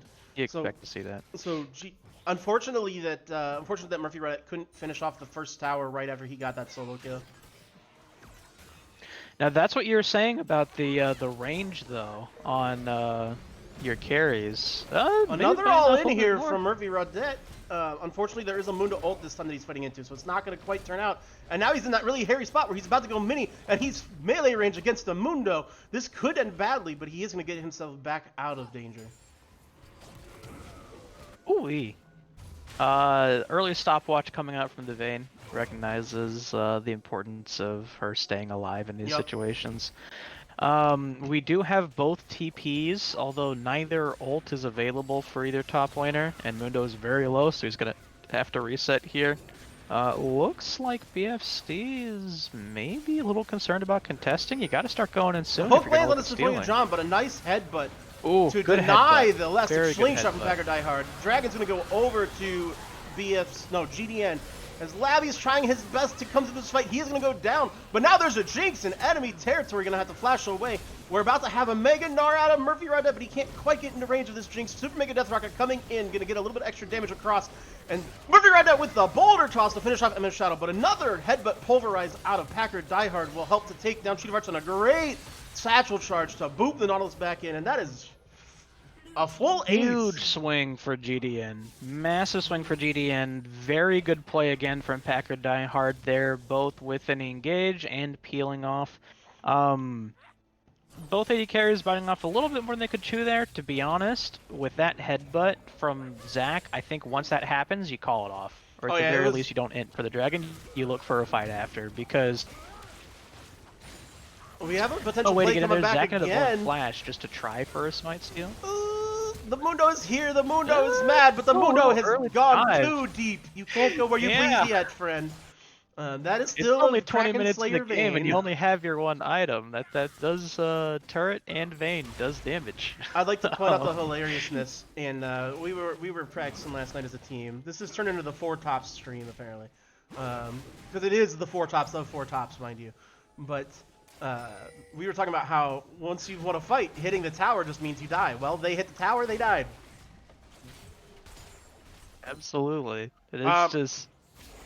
I do want to take a second to point out that Murphy did decide not to go with the Sunder and instead is taking the Stride Breaker on the Oh, Nard. That works there you too. go. That makes sense as well. Wondering, not as much tank shred, but we'll have the extra mobility to maybe get closer in for a good ultimate. A little bit more team fight oriented. That's why I lean on the Divine Sunder, because I am a lane oriented Gnar. But nothing wrong with Stride Breaker.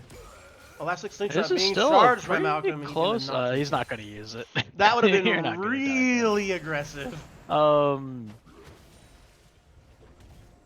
About to say, all in all, game still pretty even here. Savonia gold John might have bitten off differential more is than he only could within about a chew. K. He's going to go down to Cheeto Farts as Last that Chaos tick. Storm keeps ticking. The Condemn into the wall. This might now be another catch out. This could result in a Baron for GD. This for could BFC. be a Baron call. It's a little bit sketchy because you do have a Ziggs and a Jinx. They shred it with But they Kraken definitely Slayer. have the Turn off the damage. hook They have the lands damage. onto Packer Diehard. Going to be the instant ult. And all the while, Murphy Rodette is just getting free real estate in the bot lane. They turn back onto the Baron temporarily. They are going to realize this might not be the best idea. Yeah, you just get off. You just And get off now- at that point. Can they all get away safely? They can. They Oh, should.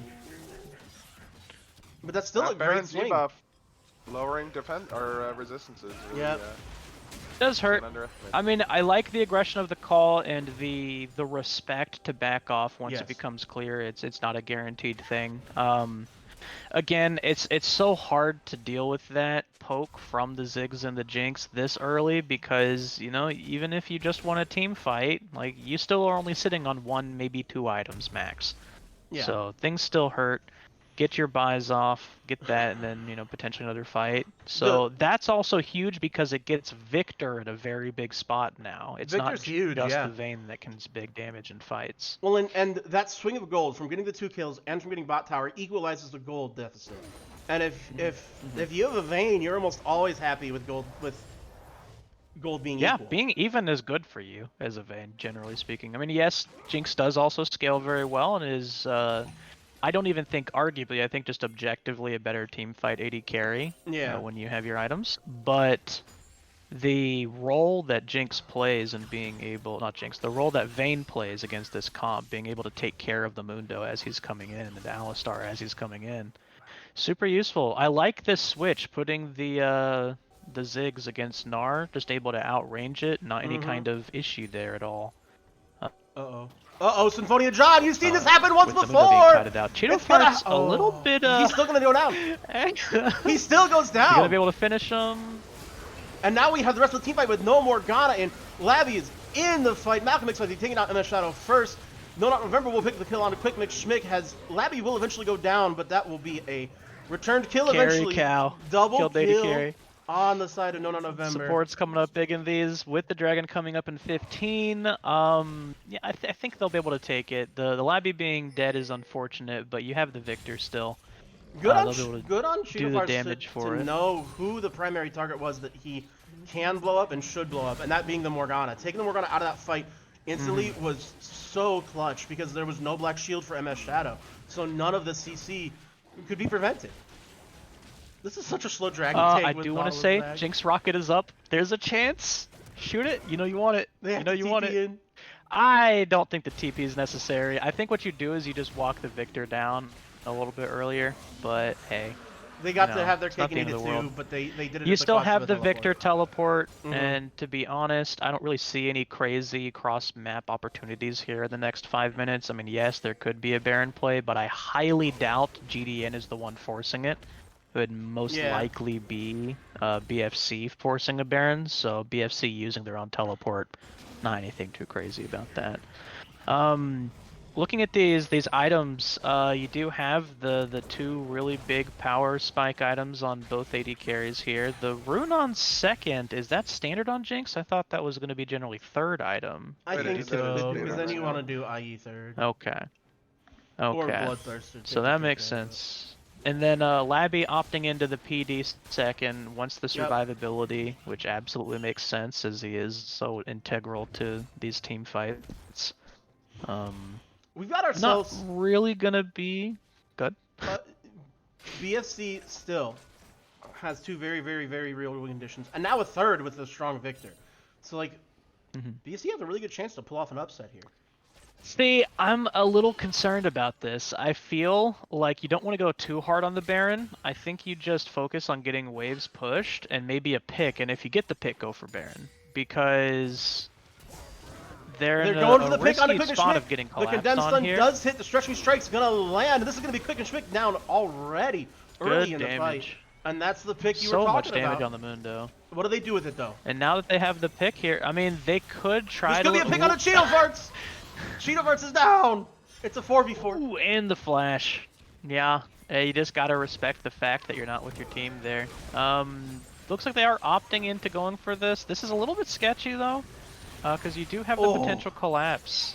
It's a lot of damage from the Ziggs. No! Oh, Labby with a sick condemn. As this team fight this is full careful. breaking out, I think Jinx they've is got in a the very good disengage. spot here to auto. They just need to leave. The Super Mega Death Just Rocket walk gonna out. be field goal good, but a re-engage from Packard Diehard gets 3 on the headbutt pulverized. Flydrate's on a rampage, killing Labby. Packard will go down for his heroics, and it's gonna be a Blobzack. Blobzack should die as well. What a sloppy, messy fight, and all of a sudden done, they're still at gold. Biting off way more than they could chew. The Baron call here. Now that's interesting. You don't really have someone who can easily tank it. The Mundo is on his way, but I don't think GDN actually. I don't think BFC realizes they're on the Baron at all. They do. There's a TP coming in. Farts. There's a TP. He has his ulti. He could just one-shot this It is Jinx. taking a while for Baron. It is taking a while. They know they're on it. The He's going Chaos to get a Storm triple is kill here if out. they don't respect He gets it. rooted. Oh, no. He does take just- down the Jinx, though. And the That Morgana is the goes Jinx. down. Jinx is Cheeto most of their Farts kills damage. too. Okay, yeah. They can't do this anymore. They can't do that anymore. A little bit of heroics Cheeto at Farts Baron. sacrificing his life to stop the Baron. Baron MVP in that fight for BFC. Not too crazy about this aggression from the Victor. I mean, there obviously it works out because it stops the Baron, which could be a really big swing for GDN. But you know, play more around your comp. Don't worry so much about doing these solo plays on the Victor. You have a beefy front line you can work with, so work with it. I'm not a big fan of so much pressure around this Baron. I think you just have the comp where you can just force lane plays. I mean, you have such a heavy engage. You can get the waves pushed out and then maybe look for a Baron. They're putting a little bit too much prio on the Baron in my opinion here. But Dragon's up in a minute, so I don't think you should be setting up Vision up here. You need to set Vision on bot side. Like, you want to get all your wards on the bot here. Baron. I don't hate that. I mean, you put like some vision just to make sure that there's no sneaky takes during it, but what I would like to see from BFC here is wards all in GDN's red side, because honestly, you can give a Baron for a Mountain Soul. Isn't like the soul it's meta 100% worth it in this case, because all you have to do is just wait out the Baron buff if they get it. Now BFC is going to get here first, but GDN is going to be filtering in. They just have to be really careful getting collapsed on while He's waiting. Looking for Symphonia John, not going to get anything with it. But the engage is coming in. Labby gets rooted, and oh no, that was the Gnar that got rooted, excuse me. But the Gnar is already down. Victor has killed the Ziggs. Sorry for not using the champion names. Cheeto Farts might be all alone with nowhere to go. He does have Phase Rush procced, so he should be okay to get out of dodge. It is going to hit the... I'm confused.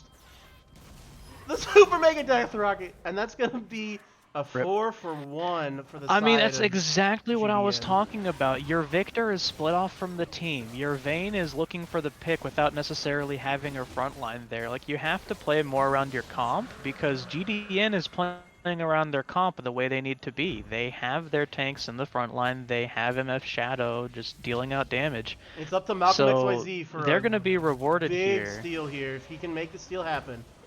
Remember, smites are equal now with the smite changes, even though there's a level up on the Morgana. And there is a way for Malcolm XYZ to get into the pit, smite it, and live. No, he doesn't have scouted vision. him out. He does not have vision. Here it goes, here it goes. He's trying the slingshot. Here he comes. And Packard Diehard coming in clutch again with the cow carry. He might die for this, but he is ulted. He's still very tanky. He will go down to Labby, as the Labby now is trying to pop off the rest of this fight. Not quite enough yet, and they end up killing off one of the Barons, trading 2 of their lives. Not sure that that's Jinx is worth starting to the pop end. off here. Yeah. You're seeing that damage from the Jinx coming in play. You know, those rockets do a lot of damage when you have the Runon stacking on it. Yeah. Oh, Cheeto Farts is going to just shut him down with the Flash, Chaos Storm, and the Laser. And now, Murphy Rodette on the hunt. He's a little low. You could keep going. You could keep going. Ah. Zig's ult is down. Just doesn't have a dodge, lot- forehead. Just dodge his bombs. He does no damage. Whoa, Levy having to flash out of the Mega Inferno Bomb. And, So, good pickup there from Cheeto Farts, getting the shutdown on the Jinx, is able to do it. To be honest, right now it's still anybody's game. Oh, yeah. I think you're gonna this Victor see pick is again. proving very worth it for BFC. Oh yeah, you're gonna see again a lot of lane pressure here with the Baron. You do have a Ziggs, so you're likely gonna see that mid turret going down. But I think you can just stall it out as BFC here. I know I'm harping on them, and I don't want it to sound like it's an issue, but you have to play with your Victor in these fights. In these fights, you have Labby as one unit, and you have Victor as another unit, and they're not working together. Oh, If the you have the boop entire into the comp bind! together- What a combo there from Flydrate and Symphonia John, as it will result in No November going down. That was really cheeky. It's a tier 2. Just give it up. It's a Ziggs. There's no way you can defend it. At this point, they're going to have to seed the inhib. I don't know if GDN keeps pushing after this. They might just back up a little bit. Yeah. But they can look for it if they want to. Okay, yeah, they're backing up. They're doing the safe play. Yeah. There's not really any objectives for them to take. They'll probably just look for farm, but they already got most of it out already here. Okay. Luckily though, like they did get bot lane pushed out all the way, so it's not like they can just. Well, I guess they can make an Inferno Bomb the wave as it just did, but it wasn't as easy for them to just instantly rotate bot. And now I believe Baron is up or about to be up, so that should stem the bleeding off of it. But Murphy Rodette might be in a little bit of a hairy situation. He is going to back up. Yeah, I mean, smartly. at this point in the game, you just basically seed these towers. I They could don't look for an engage really know off if of it's that. worth waiting for this one. They're sitting on a lot of gold for GDN. They could look for an engage here with the Zac, and they're just going to instead run away. Smart on GDN, knowing they're sitting on a lot of gold. I don't think you can take it. The front line is so beefy, they're just going to take that turret anyway. You might as well do that. Oh, couldn't stop the back. Because they're going to be playing around this mountain now, and we're going to have to see if they learn from that last mountain where they have their damage sources split. And honestly, they just need to be looking, because Packer is doing a lot of work in these fights with getting in the heavy engage. I mean, Jonesy So said if they it can last find a way to game, kill him off. Why do you give this man Alistair? And he just keeps proving it. Yeah, okay, maybe he's died a couple more times this game, but the things you don't see in the scoreboard, headbutting Zac away from objectives repeatedly during Slingshot. Oh yeah, Those he's are just- completely prevented Zac from being a factor in like 3 of these objectives. Oh yeah. It's very value pick on that. Not November Bush might cheese be a little here. bit To too be deep. honest, Okay, to be he's honest, this bush cheese is super obvious. Don't walk into it.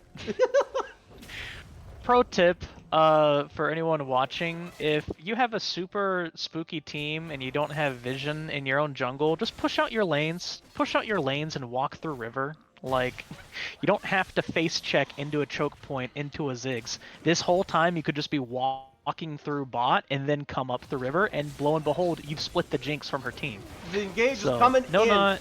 Elastic Slingshot's already in. Spell Shield has already been used here. Their damage isn't here. And it was not under the Jinx. Mundo is in the back lane. Super Mega Death Rocket coming in. No kills yet. Shutdown going on to Symphonia John as Cheeto Farts kills him. But Packer Diehard and the rest of his company are just running through the rest of BFC as this MF Shadow is huge. And it's going to be some TPs into the base. One from Quick McSchmick, one from Cheeto Farts. No, one from Flydrate, excuse me. As Flydrate might have been off more than he can chew here. He's gonna Zanya's, but this just sets up a free lasers. He's just gonna get stuck. Yeah. Oh my gosh! Okay. So right there, Labby is probably, I mean, he's not yelling at his team, but he should be yelling at his team there. You had the Mundo basically sitting on top of him, and the entire rest of the team was just ignoring that. At this point, it's more of an execution issue. I think if they can get in their minds that they need to be playing around the damage instead of looking for solo kills on people, they definitely have a shot. Because you had Victor in attack range of a Mundo and decides to go for the Morgana instead, which, yes, Morgana is a value pick, but you're also a Victor. You can shred this Mundo. I mean, yes, he does have Spear of Visage, but he's also opted heavy into armor early. He has Tabbies, he has Thornmail, he has Sunfire. It's also I mean, he has different Sunfire than just the given other but picks whatever. that Shadow Parts made happen onto Symphonia John, where he blew up Symphonia John literally before the objective would even start. This might be a pick out of the cow, actually. I'm gonna shut up at that point. It's so hard to Okay, pick an yeah. Alistar. The team's there.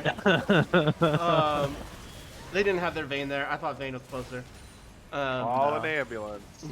So here, I guess they're concerned about them being on the Baron, but you can wait for the rest of your team to walk up. You don't really have to be Yeah, this is just so free aggressive Baron on it. here. There's not really anything they can do to contest Maybe it. a- They can a maybe look some for a Victor steal, but abilities if can they go steal. too hard, it's just game.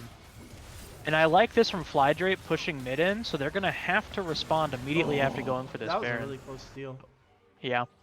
So now they have to hightail it to base. Because otherwise They could Ziggs get is an just gonna engage on one-shot. Flydrape, Ziggs is though. gonna one-shot this turret. He will Yeah, one-shot 6 this turret. shots the turret. Oh my Yeah. god, the back Oh, is he door? gonna end? Is he gonna end? The Ziggs damage? He has the passive damage. Oh my gosh, he's gonna end it, isn't he? I can't think of any better way for that game to end. I called it. I said it's a good idea to push that mid while, Yes, while the you Baron's did. happening, and I'm happy it paid off. So all in all, really close game for the large majority of it. As I was mentioned, I think if BFC had played around the comp a little bit more, I think that's absolutely their game to win. So it's definitely something that you can't disrespect them going into these, which I think GDN was doing a little bit during the earlier parts of this game. But good on GDN for kind of getting their heads back into it, playing around their comp, and then going into the scaling with the Jinx definitely paid off for that. Absolutely. And it was a close game. Like, GDN showing there's some ways that they can maybe be exploited potentially. Just BFC didn't Wink, have wink, nudge, nudge. So for next week. This will transition. Tonight is the night that we get to see if we have the setup for next week's match of the week that should be match of the week. As that win puts GDN at 11-1. Here coming up in about an hour, we will have Four Tops playing against Bimmy Jimmy Power Hour. And if the Four Tops 2-0, then they go to 10-2. And then the week 7 matchup is GDN and Four Tops. So be looking out for that next week. In the meantime, somebody give me a straw poll. Thank you, Kevin. In the meantime, somebody ban this man's Alistar. Seriously, though. Like, ugh. Okay, so MVP, who do you think? I don't know. It's hard to say because there were so many good things done across the board by GDN. I think it's either Flydrate or Packer. Early personally. game, I would have said Symphonia John. Symphonia John's early True, his counter ganks. Countering the were Zac was great. very big. As we got further along, like Packer Diehard, again, very strong in keeping Zac away from objectives, just very good at engage. But I mean, the Ziggs play, like I said, like Ziggs takes turrets from that side, doing the backdoor, winning the game in the end. And even MF Shadow on the Jinx doing work. I mean, it's hard to find one standout like this person, no matter what. Like this person's MVP. And even when you think Very about the good. space that Quick McSchmick would make in team fights, okay, sometimes he overstepped a little bit, but like he knew his role. His role was to go annoy the damage dealers so that they couldn't. I mean, there kill were a their couple fights squishies. where he is the reason they won. Absolutely, Because absolutely. because Vayne couldn't back the rest of the team because he was just sitting on top of her the whole Right. time. Like, definitely played a role in those fights. I'm kind of inclined to agree. with you, Jonesy, on this. I definitely think the early pathing from Symphonia John, the effectiveness of keeping uh GDN still in the game in those early plays, because there's potentially, I can think of about 4 or 5 kills that would have gone over to BFC without Symphonia John stepping in those counter ganks.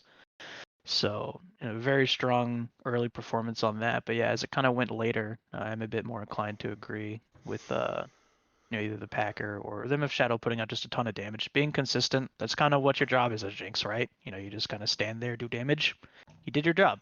So it may not be flashy, but you could definitely make a case on that as well for MF Shadow on MVP, just for the sheer amount of consistency in those team fights. So with 13 votes in, we're gonna give it to Packer. Packer's gonna get up both games on the carry cow. So we'll see if he wants to hop on down.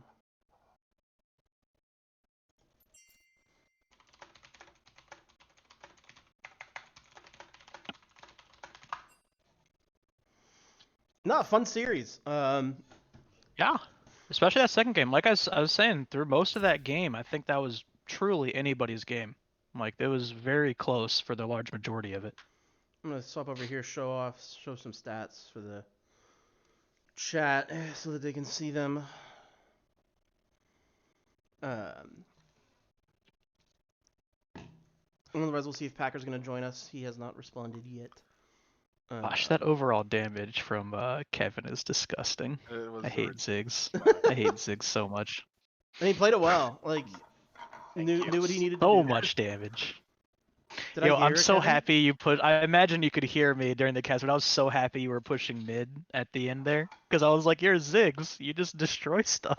I forgot I was in streamer mode. That counter, like the image with the lady with all the numbers around her head, that was me trying to determine if I need to step towards Baron or if I should just go for the base. Just push the base. You just ran. Yeah, no, I mean, because utilizing the passive, those autos do a ton of structure damage. Alex is here, the true MVP of Yeah. our team. Packer Congrats on a try well-played hard. series. The carry cow was in full effect tonight. Thank you. Yeah, definitely not as clean on my combos game 2, but Doesn't matter. But I was pretty proud of those Zac headbutts. So, Exactly, yeah, and that's what we were calling, or at least that I was calling, like, you for player of the game for. You turned legitimate 50-50 smites into 100% smites for your jungler. Like, 3 on different Soul times. Point as well, for like 2 separate dragons where they would be Mountain Soul if they get it, and on a Baron as well. So, yeah, the Baron one was a lot harder because he was in the bush and we didn't have vision, so I couldn't see him charging it. I had to just react as soon as I saw him, and I was not super confident that I would react fast enough, but well, you did. Good job. I guess it was in the cards. So you weren't playing Twisted Fate. True. So what questions do we have from our 4 top stream team for Packer or Kevin? But we don't want to talk to Kevin. True. You guys have fully scouted now. So. I guess kind of one thing I could go into, and I mean, it's less of an issue of, I think the comp is still fundamentally very similar between both games for you, but obviously the picks are pretty different. And you do obviously don't have the tank in the jungle. Instead, it's a bit more of a carry role, or support, I should say. But kind of how did you decide to make those adjustments in your champion selection going into game 2? Was that something you had kind of planned out of just switching it up a bit rather than having just kind of the solo carry with the tanky front line, or did you end up just saying, okay, we're reacting to this different composition that BFC is putting out? So I plan for both sides ahead of the game, so that way it doesn't really matter which side we get first. So for the most part, we followed the Morgana first pick was chosen because we could flex it between a heavy flex for you guys. It's a super heavy flex. Yeah, we were talking about that. And then from there, we just kind of built out the team around what we felt good. We picked the Mundo because they showed a lot of AP with Victor, Zach, and Nautilus earlier. And then we just plugged in champions that fit the front to back play style that I think we do better than anyone else in the league. Yeah, I mean, it makes sense. The only question we've gotten from chat Any other questions? was, how are you today? So anybody can answer that. I don't care. Somebody answer it.